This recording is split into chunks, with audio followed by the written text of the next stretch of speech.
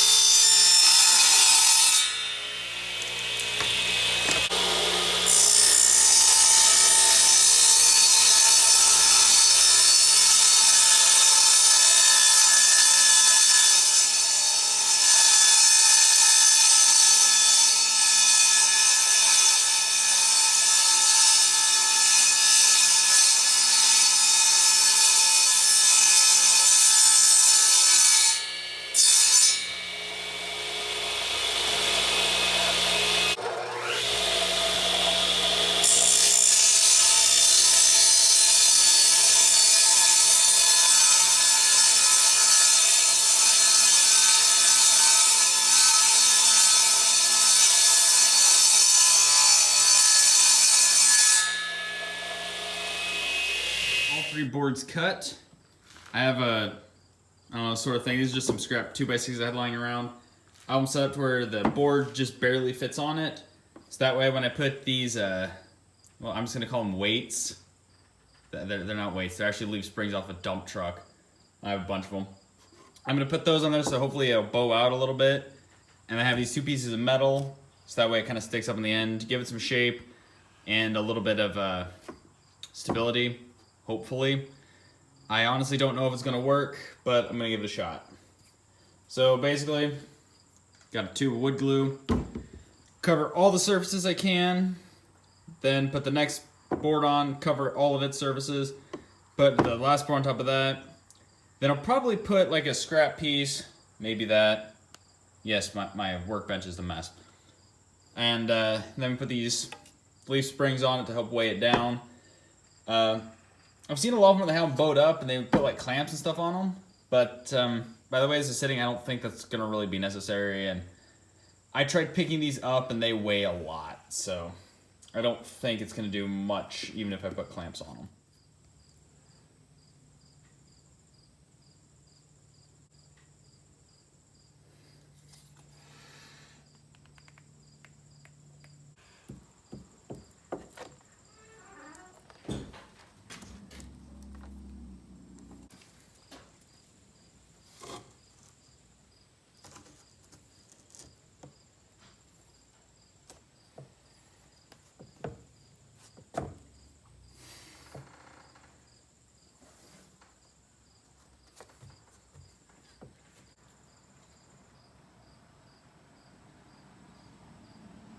This is why I question my life choices.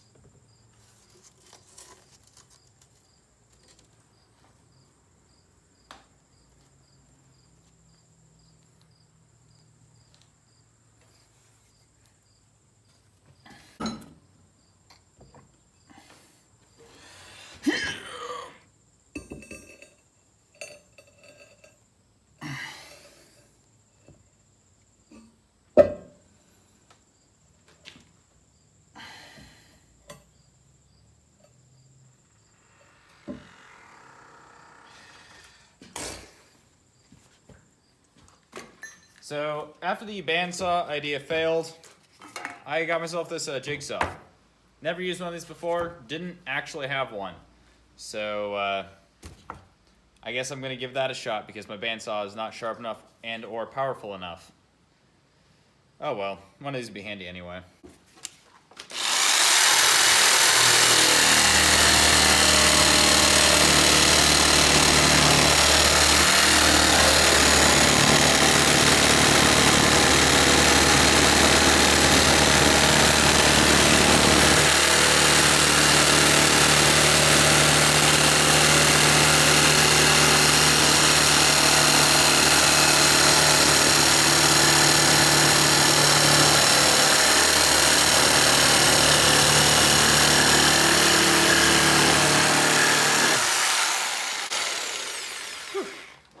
Nice to do that 4 more times, as well as probably cut in the sides. Why did I choose to do this? Oh yeah, because I thought it'd be cool. So, this is why I'm not a carpenter. But I have a base shape cut out.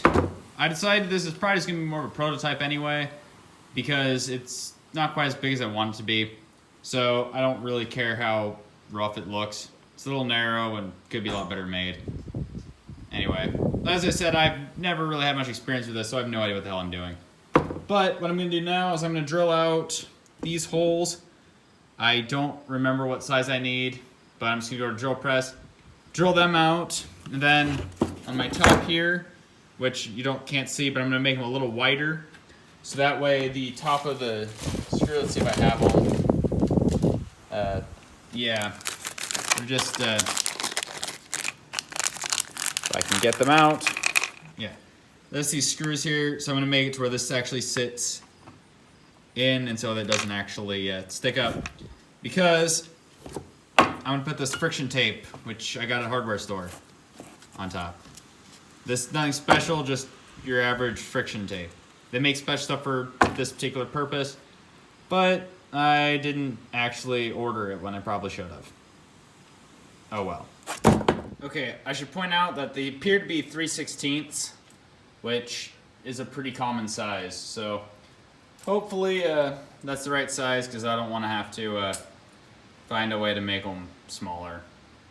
I mean, if the holes are too small, I can just drill the next size out. That won't be too big of an issue though. But one way to find out. I really should plan this better. But planning is not for me. I just kind of, hope for the best.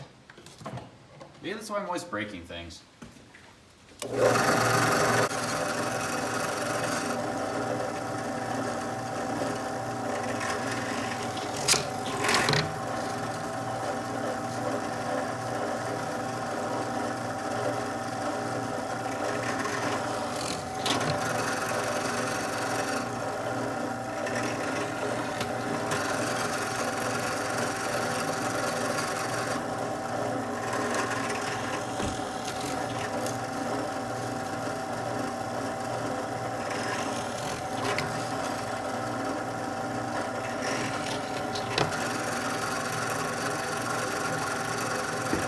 Now that I have all the holes drilled in, I just put on my trucks. I got these offline, just the whole kit comes with everything you need. They're not tightened in because I'm going to clean this off a little bit. Then I'm going to paint this side, and then I'm going to put, again, the tape on the other. I kind of gave it a few tests rolling through my garage, and of all the dangerous things I've built, from knives to swords, crossbows, and even a flamethrower, somehow I thought this is going to be the one that's going to kill me. I have no experience with this. So, yeah, that'll be fun. But I'm going to go ahead and take these off, clean it up, give it a nice coat of paint, maybe a little design on it, Just see what happens. Okay, we're going to start with just some plain black primer.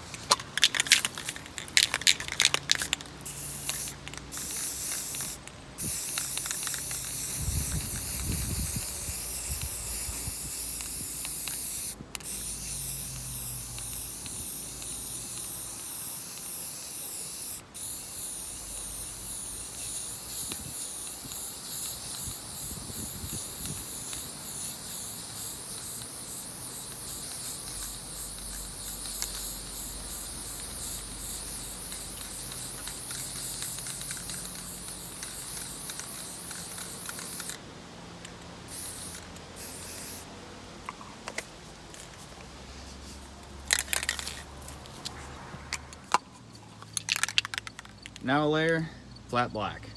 This is all I could find at Walmart. There's not a lot of places to shop for paint around here.